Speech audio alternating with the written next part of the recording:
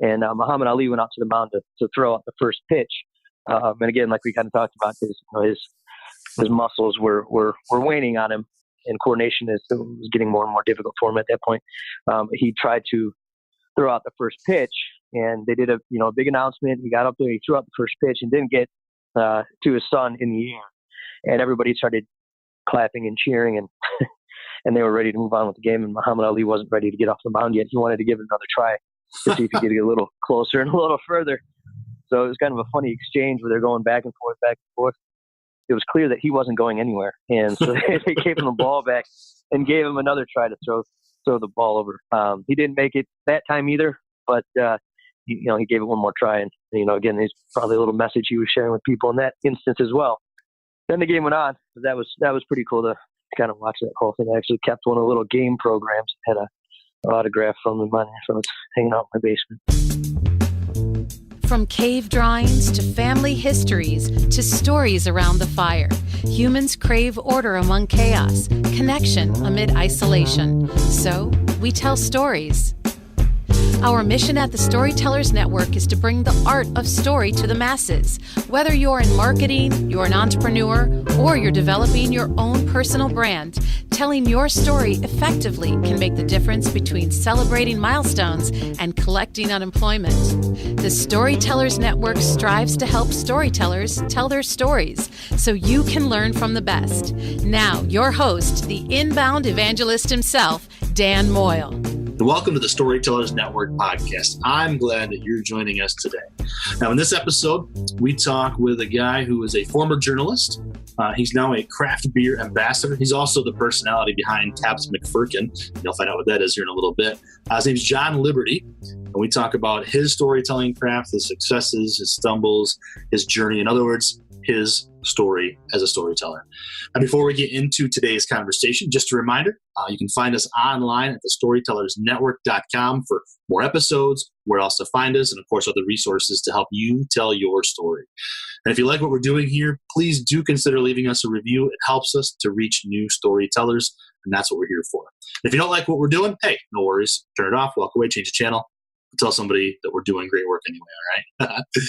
All right, and hey, just a quick word too. Thank you so much to Podcast Pilot and Casterly for supporting this movement. If you want experts on the podcast world in your world, kind of like, how to start your own podcast maybe too, you can talk to the teams headed up by the legendary Jamie J. and Sarah Parrish. So thank you very much to Podcast Pilot and Casterly. Now, let's get to the stories. So yeah, John Liberty is joining me today on the Storytellers Network, and it's cool because so far in season 1 here we've heard from some authors, book writers, this kind of a thing, kind of your quote unquote normal writer. But John's a little bit different. John, as I said in the intro, former journalist, entertainment writer. John, your Twitter bio says you're a writer, so I assume you consider yourself a storyteller, right? Yeah, just a little different format than what I had done previously. Although I still get to do the old-fashioned print publication writing from time to time. So right on. So let's start. I like to start at the beginning. The idea is storytellers can be anywhere in the world, and you can do this, especially with technology, anywhere. So where geographically are you in the world right now? I am in snowy Kalamazoo, actually, Kalamazoo, Michigan. Excellent. So proof that you can write anywhere. You're in Kalamazoo, Michigan. Of course, now not only do you do writing, but being in Kalamazoo, you're surrounded by craft beer. So we'll get to that part of the story in a minute. But so you're a craft beer guy, right? Yeah, something like that. Yeah, geek, nerd, something like that. Craft beer geek, I like it. So you consider yourself a storyteller, right? Correct. Somewhat, yes. Somewhat, yeah. What is it about writing and storytelling that you got out of as a journalist? I mean, did you consider yourself a storyteller when you were a journalist too? Yeah, absolutely. I think when I was younger, I was kind of found myself entertaining some of my younger friends by telling usually tall tales or whatever else, and just kind of making stuff up on the fly. And then as I got older, I started kind of appreciating sharing fun tales with people, although with a little more fact-based behind them. So yeah, I kind of got bit by that bug pretty late in the game, relative to probably most folks. I was in the first couple of years in college, and discovered a passion for it, and then wanted to see what kind of tools I needed to build to make a go of it. So, kind of turned into basically hounding everybody I could figure out around Kalamazoo and Western Michigan University where I studied on what I needed to do to get where I wanted to eventually go, and kind of went at it that way. And started kind of in the sports world, actually doing sports journalism, and found that while covering games or events or whatever was fun, I was more interested in finding those deeper stories and the personalities and motivations behind people. And then that kind of spun from there into the world of entertainment, arts and culture and food. And then, like we kind of referenced there, beer sort of found its way into my world. Do you have kind of a favorite memory of being a journalist and telling stories, and how that you met somebody, get to do something really cool, tell the coolest story? What's one of your favorite things that happened during that time? Yeah, early on in my journalism career, I was still in school. I think it was interning, and I actually got to go out on a Saturday morning in the summer to check out and cover a field dedication for a Little League ballpark in Niles, Michigan, which at the time was the home of Muhammad Ali and his family. His son was in the league, and Muhammad Ali and his wife and their son there in the morning getting the field already. There was a horrendous storm the night before that knocked out a significant amount of power, not only in Niles, but the surrounding area. So they actually had a generator running so they could have some music and provide some play-by-play for the game. But, I had a pretty good knowledge of Muhammad Ali, and I'd watched a couple documentaries. And then, to kind of go down there and see him in person was probably one of the, neater moments of a lifetime, regardless of if you're covering it as a journalist or anything else, just kind of seeing him and the way he operates. And at that time, he wasn't communicating verbally. But one of the cooler moments of that day, there were a couple of them, but one of the cooler things was that he set up under a tent on a series of long 8-foot-long tables and signed autographs. They also had a number of T-shirts that people could buy as part of fundraising efforts for the field in the Little League. And Muhammad Ali sat there for hours signing autographs, but he'd also doodle. I remember watching over this little kid's shoulder as he slid over a T-shirt with the intention, I believe, of just getting an autograph. And Muhammad Ali, and his hands were visibly shaking. He took a couple markers and he drew a penguin flying over mountaintops, and then signed his name on this kid's little T-shirt. So you can read into that what you'd like, but it certainly seemed like he was telling the kid you can do anything you want, regardless of what people tell you, which was kind of a cool thing. And then later in the day, they had Muhammad Ali throw out the first pitch to his son, who was significantly larger than most of the kids that he was playing with. And I'm not much in the way of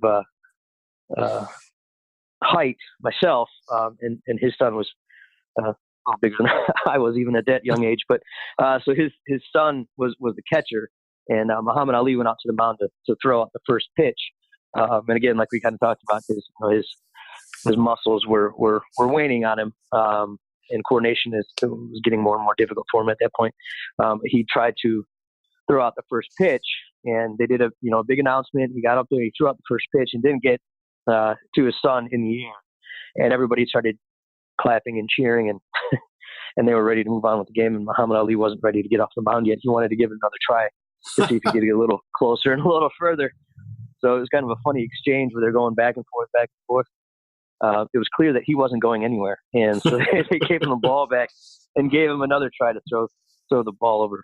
He didn't make it that time either, but he gave it one more try, and again, there's probably a little message he was sharing with people in that instance as well. And then the game went on. But that was pretty cool to kind of watch that whole thing. I actually kept one of the little game programs, had a autograph from him on there, so it's hanging out in my basement. But, oh, cool. So, nice little benefit to being a storyteller, getting to see those stories unfold like that. That's cool. I like that. Now you mentioned, John, a little bit ago that you can remember being young and telling tall tales, this kind of thing. When did it really kind of set in, though, that you had the gift of storytelling? Well, I was pretty nervous starting out. One of my first kind of major assignments was to go out and cover a hockey game between Western and University of Michigan. And it was kind of my first road assignment kind of thing. I was on deadline and everything else. And the hockey game turned into be a pretty nasty affair, quite a bit of chippiness throughout the whole thing. And, it was, that whole world was pretty new to me. So I was very, very green. Oddly enough, I grew up in Ann Arbor. So it was kind of strange to go all the way back home to write that story. But so, at that time, there was a lot of energy to write about, which was pretty easy to captivate or capture, I should say. So I cranked out the story and shut it off as quickly as I could. And the sports editor at the time gave me some really nice compliments and said that he thought I did a terrific job on the whole thing. And, for me, I was so nervous, I guess, and just trying to get it cranked out that it was all kind of a blur. And then I read back after it and I'm like, yeah, I think I did okay. So that works. So that little boost of confidence actually kind of early on anyway, set in much a little validation. And then there were a few other my earlier days too for the newspaper, spending a significant amount of time with some people, some pretty tremendous stories, and some of the things that they were willing to share led me to believe that I was doing something right in at least establishing a relationship and then a certain element of trust. So does that kind of give you any ideas of advice to writers who are kind of young in their career? What would you tell them to keep doing right, or to get better at it, I guess, to consider themselves a storyteller? Well, yeah, I don't know if this is right or not. And editors all over the place are probably going to scream at me for saying it, but in my mind, that while the deadline may be important, it shouldn't be what dictates what happens in the interviewing process and everything else. In particular, with some of what we used to call feature stories, sort of the deeper dive personality pieces with that require heavy lifting and a significant amount of research, and also you really need to get everything right, and you need to talk to all the people, whether or not they are interested in talking to you or not. So do your best to meet the deadlines, but don't cut your story short because of them.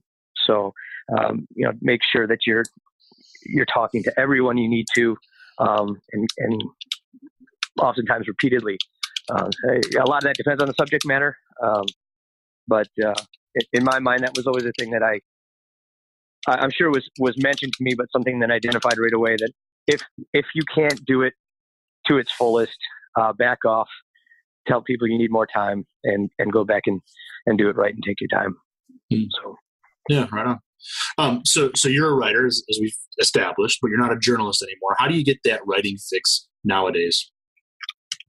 Well, we do some writing on our website. We've also been fortunate enough to do a few cover stories for the Michigan Brewers Guild's relatively new magazine that they put out. So got a couple other publications reach out to me on some shorter articles. So I've been able to kind of do that a little bit. And there's a couple other publications that have expressed an interest in doing it. So luckily I get kind of a good deal of leeway and creativity to kind of come up with different content and concepts versus sort of the standard stuff that may be proposed or something like that. So instead of just doing my 5 favorite beers, I try to come up with something a little more different. For example, like a 5 favorite either like decor or art installations or things like that at different breweries. Those are one of the pieces I did recently. So it gives me a chance to jump back out and do stuff that way. And then from a storytelling standpoint, I kind of had a unique, and still do, I guess, vantage point on Michigan's craft beer growth. Got pretty heavily involved in it when it was still relatively young. So I was able to make some nice contacts with who are now some of the leaders in the Michigan beer industry. So to kind of have that historical perspective and share it with people that may be discovering Michigan beer for the first time, or maybe only for a year or two, is kind of a fun thing to share the level of growth and how exciting the industry is at this time. Yeah. So let's get into that a little bit. You mentioned the website that you write for the website, and you're talking beer. So share with the Storytellers Network listeners what exactly you're doing now and how that storytelling has kind of evolved into this new, I mean, not new, but this new thing for you. So what are you doing now?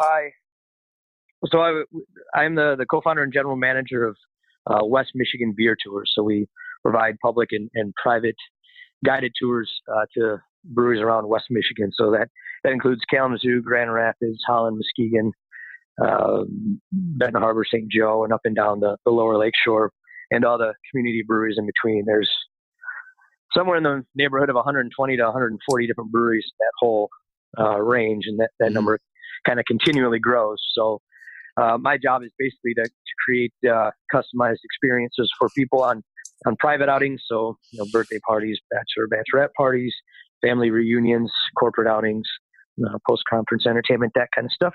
And then we also do a number of events that are just sort of our, sort of a more standard tour that are repeated throughout the year, and people can join us and go on a walk or a bus tour to learn a little more about Michigan's craft beer growth. So this is where kind of the storytelling elements overlap, because it was around 2006, 2007 when I was still working at the local newspaper here, when one of our editors kind of tasked the newsroom to better utilize the website, which at the time was not being utilized to its fullest, and there was quite a bit of improvements that needed to be made to it anyway. And so this was kind of the early process of that. And so we were tasked to come up with interesting, unique content that would live online and may or may not make it into the print world, which at that time was kind of like a crazy concept, I guess. The school thought was that maybe poaching one from the other, and what's this internet thing going to do, and all that kind of stuff. Anyway, so myself and a couple of my close friends and coworkers had sort of dipped our toes into local beer and Michigan beer, and like any good conversation, was over a pint of beer and kicking around the idea of doing a beer blog, and there wasn't a whole lot like that at that time. And so we put together a little presentation to our bosses asking if we could start Kalama Brew, the beer blog focusing on West Michigan beer, that kind of morphed into a statewide site, although, at the time we didn't realize it would, so the name was certainly pretty local intensive. But the neat thing was that we were one of the few outlets for Michigan beer news outside of, say, the Michigan Beer Guide and a few other outlets. So from mainstream media, at least from a local perspective, we were offering a pretty kind of fun take on things. So that's where we started making a lot of connections there. Traveled all over the state to check out these different beer festivals and meet different brewers. And so we started doing brewer bios, so background stories from individual brewers and brewery owners. And at the time, that was all still kind of a new thing for a lot of the brewers, including those that are, like I said, sort of the leaders in the industry right now. So we kind of share some of those experiences with the readers as that grew. There's more and more stuff to cover. So at that time, there was something between 80 and 90 different breweries in the state of Michigan, and now we're well over 330. So there was a significant amount of growth that occurred at that time, and we were pretty lucky to have that fun seat for all of it. So we had a goofy little a mascot, little plastic guy. It was an old Labatt toy from the 50s or 60s, and we had a naming contest on our blog. So Taps McFirkin was his name. He's still around with us. I've now taken him as the official mascot of the brewery tours. He's been to Belgium and up and down the West Coast and Colorado, and we've mailed him all over the place to a bunch of friends to have him go on beer journeys and take pictures with him. So, but yeah, that was kind of it in a nutshell. We did that for quite a while, and then things started really picking up around Kalamazoo and West Michigan. And a good friend of mine and wiffle ball teammate. Play here in the Kalamazoo Wiffle League. We were out having a beer after a game, and he was asking about some of the breweries in the works and whether or not they would be a good investment opportunity. And kind of, as an aside, I said, what I think would be really great is if there was some sort of entity that can kind of explain to people how unique and special this growth is. In particular, that it happened, right when the state was going through a pretty nasty economic downturn. So share some of those stories, and then kind of turn it over to the brewery as we visit there to kind of do another, a deeper dive and talk a little bit more about formations, different recipes, why they choose the styles they do, how they went about getting into the beer world, and then generally a bad beer joke or two gets worked into the conversation, and that's that. So a couple of years ago, decided that if I was going to do this right and we wanted to grow it to where we wanted it, I wasn't going to be able to be doing both, working at the newspaper and also running the brewery tour company. So jumped over full time and kind of hanging on tight ever since. I can tell you one of the toughest things about that transition, though, is when I talked to my bosses at the paper that I was planning to be instrumental in this new company, and that there was obviously a big beer component to it. The conversation I had that that I would no longer be able to write about Michigan beer because of the potential conflict of interest. So that was tough to have to walk away from a beat that we had built up. So anyway, but yeah, been able to kind of take some of those contacts and a little bit of the context of Michigan beer and apply it to what is a beer tourism company now. Oh, that's cool. That's a great story, John. So kind of a joke, but kind of funny. Like you mentioned newspaper a couple of times. Can we still call it that when now it's all digital instead of thinking of like, well, you're going to bastardize from one to the other, but like now it's all digital. So. Yeah. Correct. Right. Yeah, it is. Well, there's still a couple newspapers that end up on a front porch here or there. Yeah. But it's And now it's all digital. That's a good point. I didn't think about it. Because I struggle with that myself. Just as a side note to the listeners, like I have friends who are still in media, who are in newspaper, and writing journalism, also in radio and in TV. Mm-hmm. And radio TV is kind of the same thing. They all have websites, but like, what do you call it? So newspaper still works anyway. Yeah. So John, what do you love about telling stories, whether it's as a former journalist or as a beer tour storyteller? What is it that moves you about storytelling in general? Well, for me, mostly it's kind of the reaction from those that you're talking with. Like I mentioned, kind of had a pretty unique perspective on things. So when you start throwing those big numbers out and give people a sense for how successful the industry is, just to kind of see them, do that little, the eyebrows raise and then a quick nod to somebody and that kind of thing, like, oh, that's pretty cool, or I just learned something, or whatever. That, and then watching them kind of experience a new favorite beer for the first time within the context of sort of our mobile storytelling deal is really cool. And kind of get more into the individuals behind it, why they do it, some of the sacrifices they make to get that 16-ounce product in their hand is a pretty fun thing. So I guess to boil that down, I guess it'd be the reaction on the faces of people discovering something new, whether it's information or flavor combinations or just kind of a deeper understanding, something they have a pretty good interest in. Yeah, that's pretty powerful, isn't it, John? I like that. What's one of your biggest challenges, though, with storytelling? We know what you love, but what's something that's a big challenge for you over the years? Well, with some of our outings, the groups vary from incredibly attentive, wonderful question askers to people that just want to have some beer. You know what I mean? So balancing the degree of communication we have during our stops in between the breweries and kind of gauging what people want to know and hear. So that's been something that's been an interesting, I guess, storytelling skill, is to figure out what that audience is looking for as part of this experience, And even within that group, there may be a couple people that are much more interested in certain portions. So kind of figuring out who's the most engaged in what's happening, and how to kind of have a valuable interaction with them, whether or not it's with the whole group or just a couple people.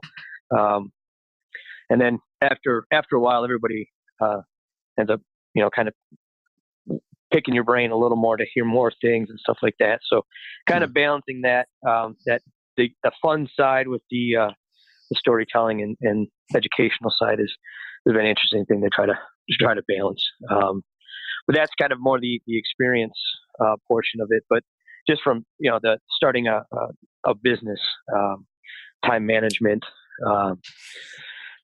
sanity, all those kind of things that a lot of people that start small businesses of all kinds all over kind of have to learn to develop and utilize your time as best you can, but also realize the value that you present and offer, and how to kind of balance it all out and still make sense, make an impact, and still pay the bills, kind of thing.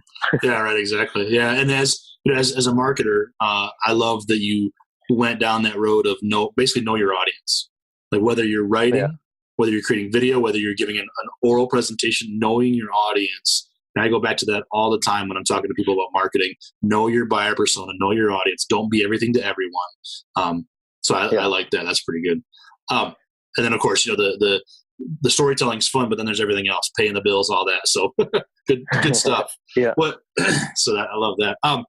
So how, with all the social media out there today, different platforms, everybody's attention is really short. How are storytellers supposed to get those stories out in today's landscape of everything going on? And make money doing it? Is that? Yeah. Well, I mean, hopefully. Yeah. Right. Yeah. Well, I can tell you the old industry I was in, they're still asking that question on a pretty continual basis. And I don't know that I have a good singular answer for it, other than try it all, and gauge a response from people, but also kind of take into account your experience with it, because if you're not having fun telling that story, even if the story's great, the likelihood of you doing it again or doing it as well the next time around may be a little more difficult to achieve. So kind of balancing between doing what makes you creatively feel rewarded, but also that has some sort of tangible impact on readers, whether it's numbers or whatever. But I try it all, keep experimenting with stuff. I guess no idea can be too goofy. Maybe it can, I don't know. But I referenced Taps McFerkin. There's a couple ideas I'm kicking around with him and tying them into basically a little promotional campaign during a big beer week coming up here in a little bit. So kind of like a Where's Waldo, but with our goofy little 4-inch plastic figurine hiding in breweries all over town. So yeah, I don't know. I guess that in a nutshell, that would be kind of it. But at the same time, making sure that you're pretty satisfied and proud of the work that's being done as well. Yeah. I mean, again, it goes, for me, it kind of goes back to that marketing idea that I like to say, always be testing, right? So many salespeople want to always be closing, but for me, it goes always be testing. Try it out. Don't be afraid to try that new platform. And if it works, great. And if not, move on. Try those goofy campaigns. That's great stuff, John. I like that. So we're talking to John Liberty, co-founder of West Michigan Beer Tours, former journalist, storyteller, writer at heart. John, how has social media affected the craft of storytelling in the world today, do you think? Well, certainly changed the game.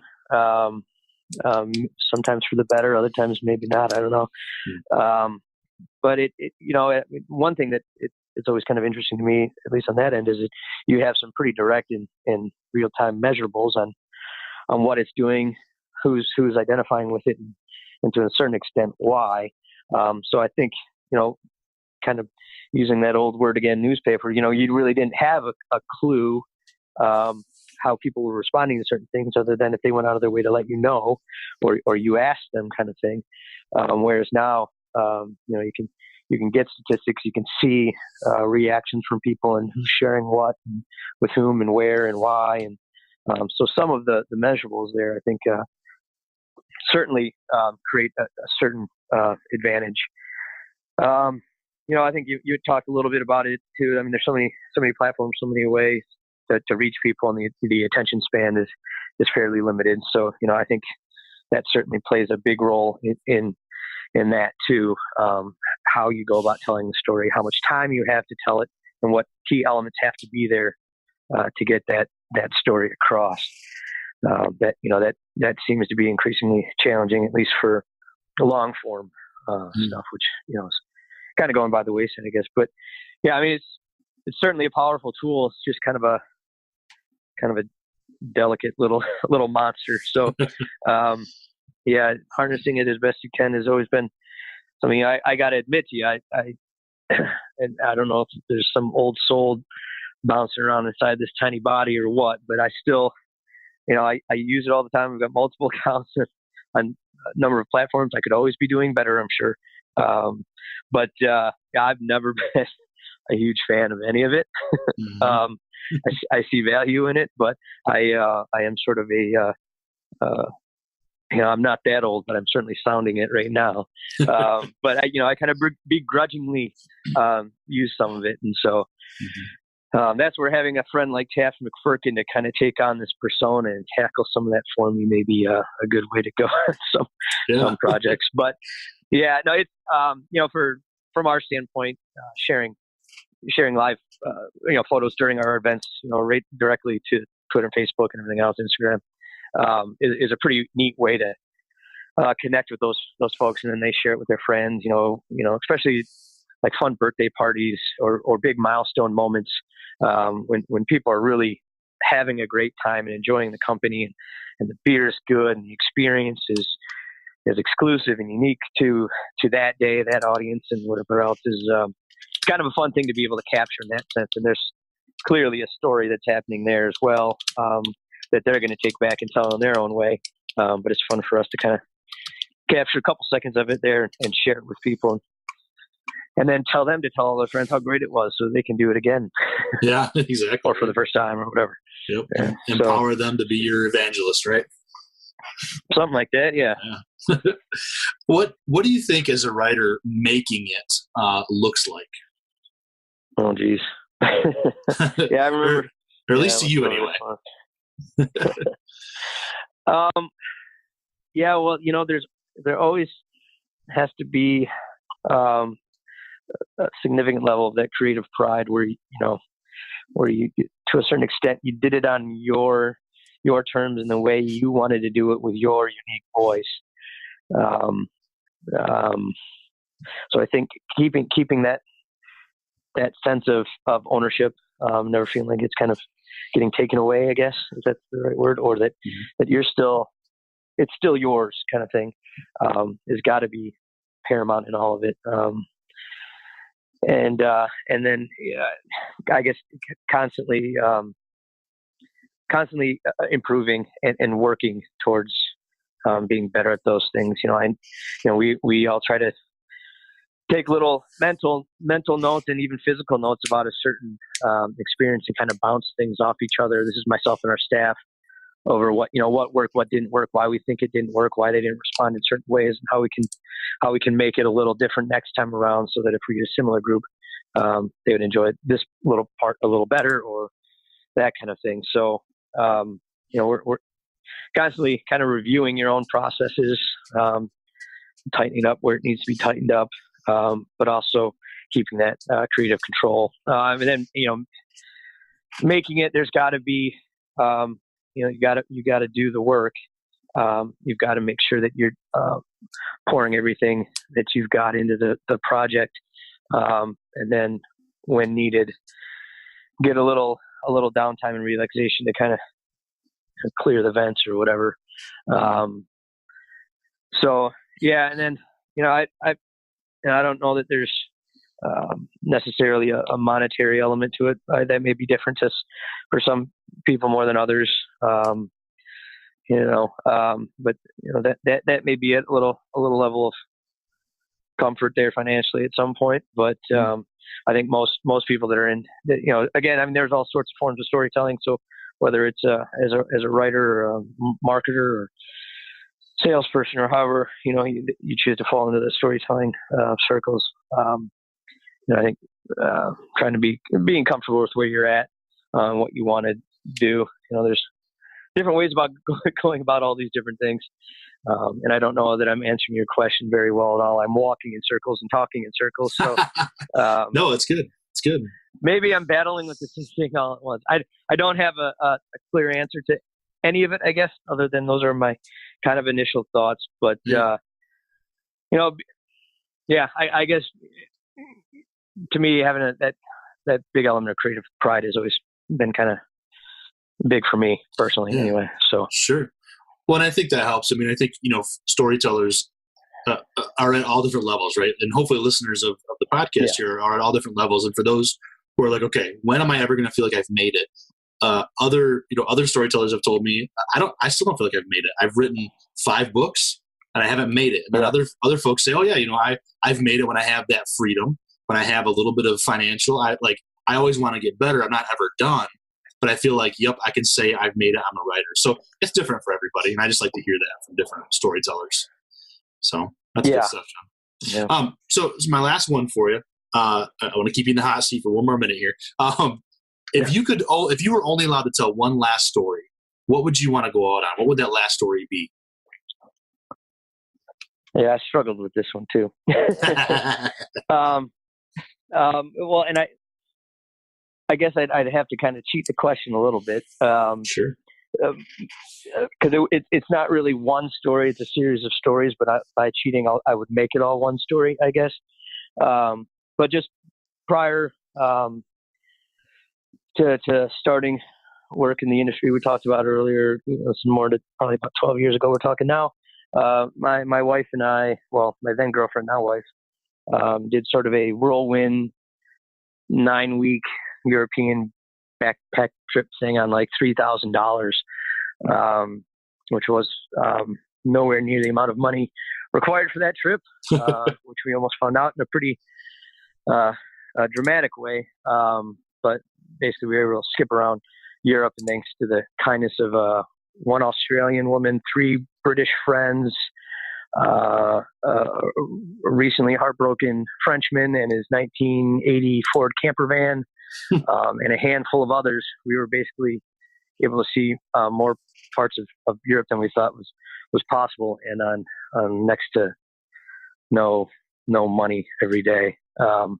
It kind of thinking on it from a storytelling perspective, you would kind of condense the whole trip down. It's almost like a children's book kind of thing where you meet all these crazy, colorful characters that lead you on all these crazy paths you never thought, or something like that. And it kind of felt like that now, looking back on all of it. I've got a couple kids now, and there's no way I'd let them do what my wife and I did.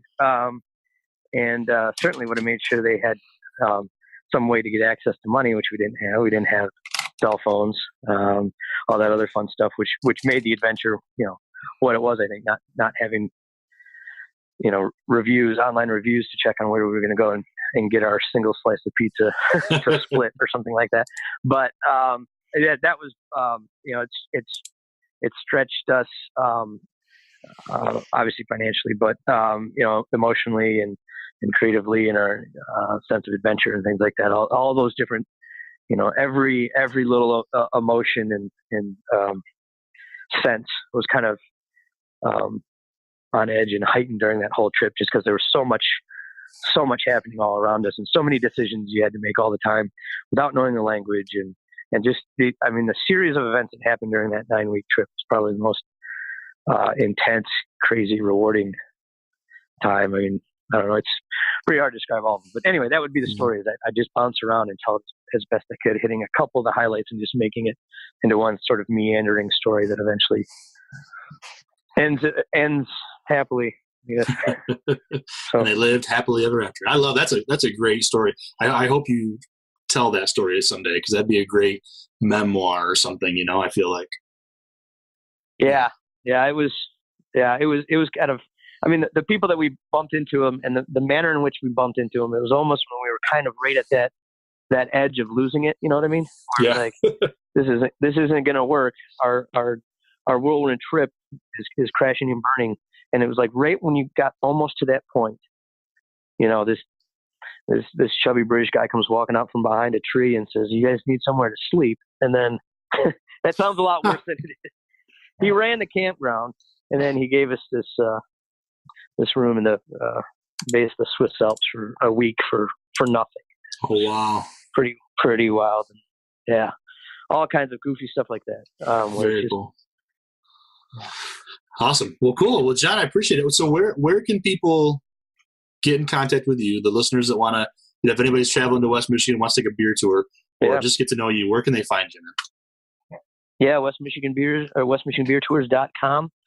Then we're on Facebook, Twitter, Instagram. We got my own stuff. We've got stuff for the company, and then Captain McFirkin's floating around. I think he's only on Facebook right now, but he might be making an appearance on different platforms very soon. So. Awesome. Well, John Liberty, a pleasure to have you on board today. Really appreciate it. I'll have to get up to one of those tours very soon, man. So, yeah, thanks again. And I appreciate the opportunity, and some of the questions were pretty excellent, a little thought-provoking. So I'm glad we got into some stuff.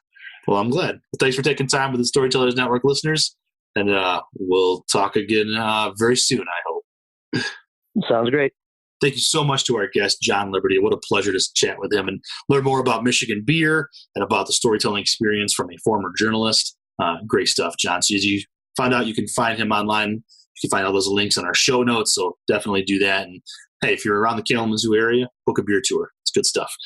If you enjoyed this episode, please consider sharing it all over the place. Facebook, Twitter, LinkedIn, Instagram, Snapchat, email, text. I don't care where you share it. Share it everywhere.